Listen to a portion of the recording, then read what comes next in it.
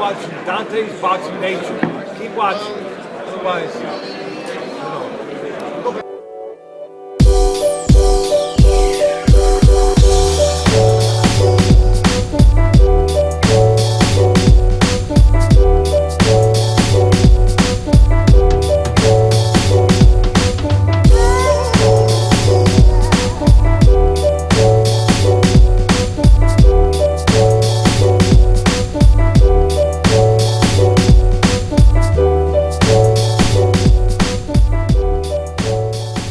Broadcasting from All Talk Studios in Las Vegas, Nevada, this is the All Talk Radio Network.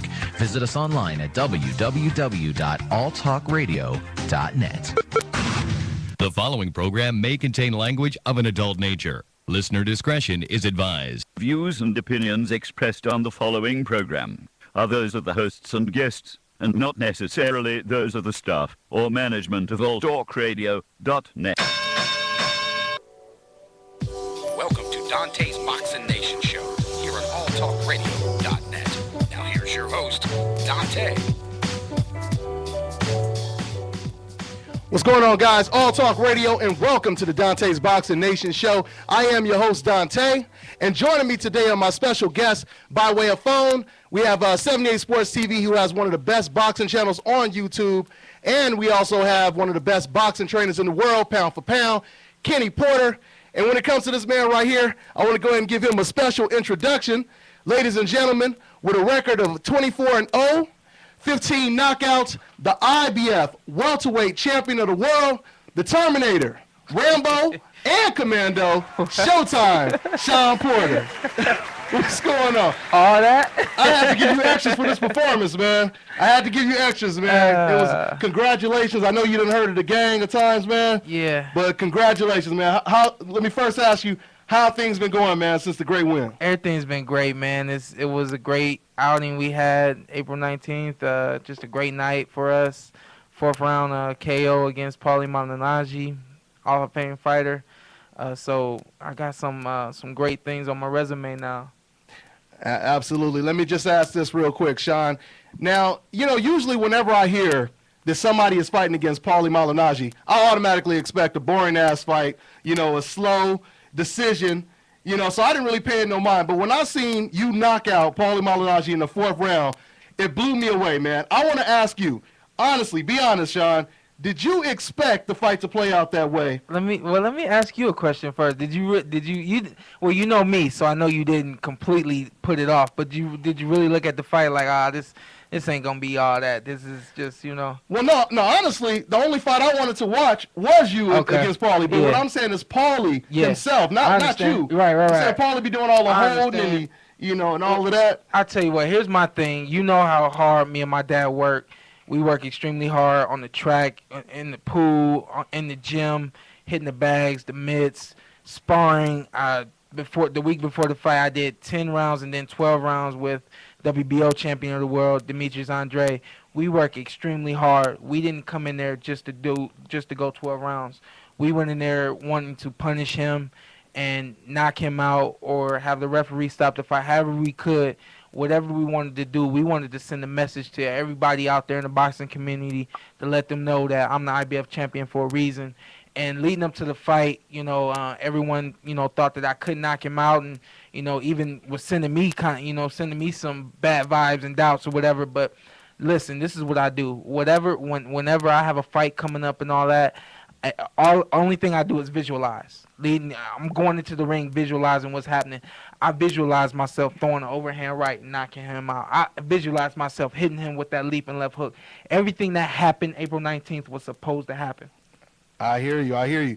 But did it at least surprise you that he was so easy to hit for you? Because everyone else, Broner and Zab Judah, they had a hard time landing punches. Well, coming into the ring, and I'll still say it, he's a crafty veteran. He's fast. He throws a lot of feints, uses his jab.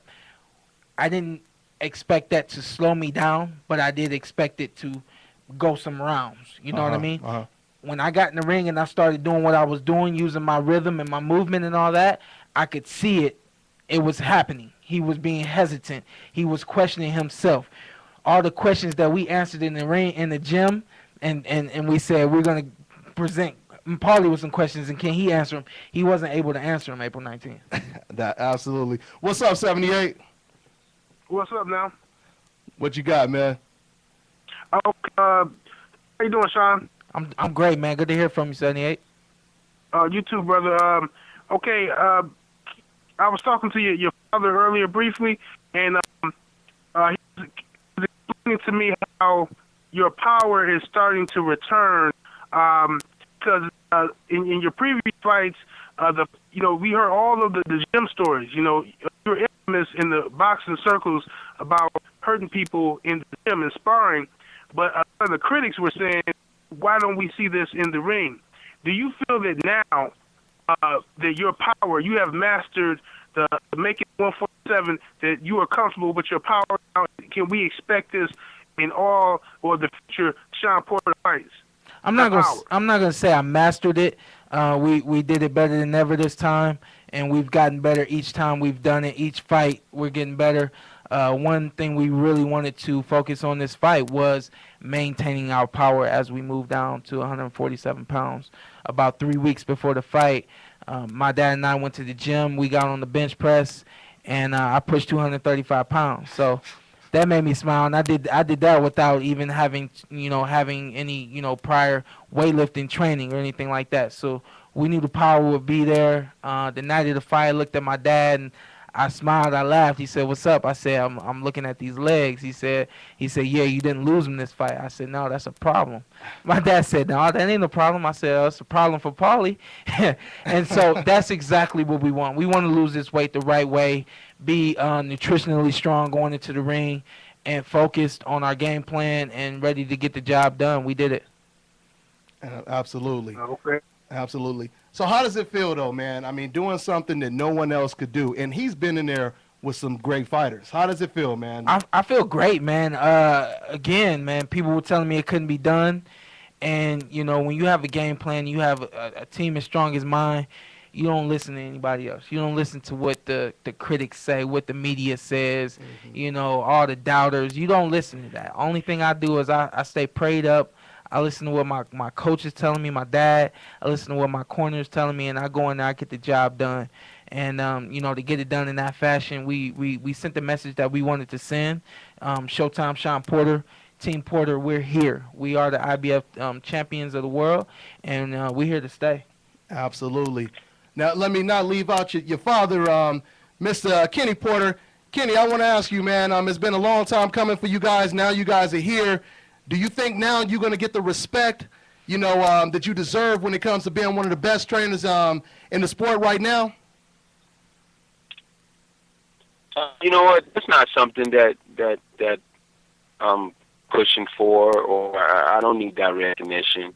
We'll ask the question, do you live vicariously through your son? Well, I should answer the question for you right now. I don't even get known as a trainer.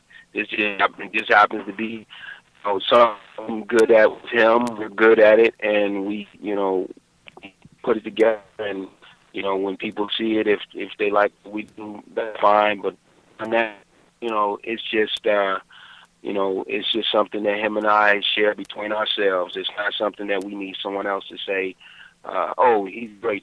Nope, not necessary at all. I just want to fight the best fighters. And if they got some great coaches out there, I'll show them that, I have what it takes to beat them in the ring. I got a fighter that can beat them in the ring. I will not be outcoached by anybody. That's not happening. Hey, Team Porter is here. That's all that really matters, man. So let me ask you this, Sean. Did you have any type of history with Pauly? Like, did you guys run into each other before, the amateurs, any type of contact before this? We never had any competitive interaction. I've known Pauly for a little while, from the wild card, from seeing him at different fights. It's always been a "hey, how you doing" type of situation. We've always smiled at one another, shook hands, and gave that mutual respect, And he came before me, you know what I mean? So I looked at everything he's been doing, everything he's done, and he told me to go on and be great. So I'm gonna go ahead and go on and be great and carry a little bit of Pauly with me. Yeah. What else did he say? Did he say anything else? That was it, man. He wanted me to know that I was a great fighter, and he wants everybody to know that he lost to one of the best. So I'm gonna go out there and do it. Hey, that's what's up. You